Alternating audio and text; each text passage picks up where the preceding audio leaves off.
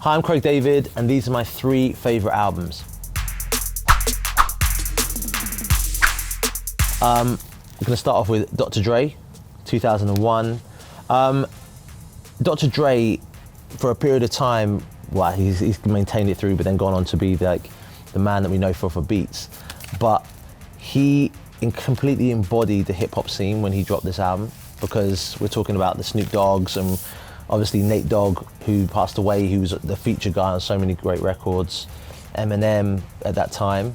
But it was kind of tracks like Still Dre featuring Snoop Dogg that I drop in my TS5 sets, the instrumental, because he did the same album just as a complete instrumental album, which was fantastic on vinyl, all instrumentals. You're thinking Dr. Dre beats like that. So I can play them in my set and I'll do Walking Away over the top of Still Dre and it just goes off. But it feels like we're back at that time again. Wow, the message. What's the difference? Tunes. Wow, yeah, that's wicked. Another record, Michael Jackson's Thriller. I think you might know this little bad boy. But not only did Michael Jackson was like one of the biggest influence growing up, but Human Nature is probably one of my favorite songs of all time. I think lyrically where it went, something so hypnotic about it and what he's trying to sort of say in the song.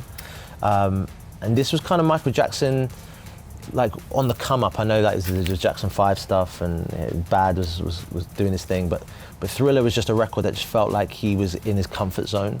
And Quincy Jones being at his peak. And I mean, look, when you think of the songs, it wasn't that many, was it? 1, 2, 3, 4, 5, 6, 7, 8, 9, 10. 10 songs. But all of them, PYT, Billie Jean, Beat It, Thriller, I mean, all on one record. I mean, that's how our records need to be. And I think even with the way in which music is received, and it's different, because we want to fast food, pick off songs, you couldn't help but want to listen to the whole record. And I think there's always a place for great songs that will always create bodies of work. So I'm really happy I could grow up in an era that was all about that. And this album here is Terence, Trent, the Hardline According To. He was the first artist that I went to go and see live in Southampton at the Guildhall. I watched him and my mum was a huge fan of him, so he got played in my house all the time. I watched him and I was like, wow, he had sort of James Brown sort of mannerisms in his dancing, but then also had a tone of vocal like Stevie Wonder, but there was also Prince-esque in there, and I was just like, just embodied and encapsulated all those artists. But his big hit was Sign Your Name Across My Heart. But one of my favorites was a song called Let Us Stay.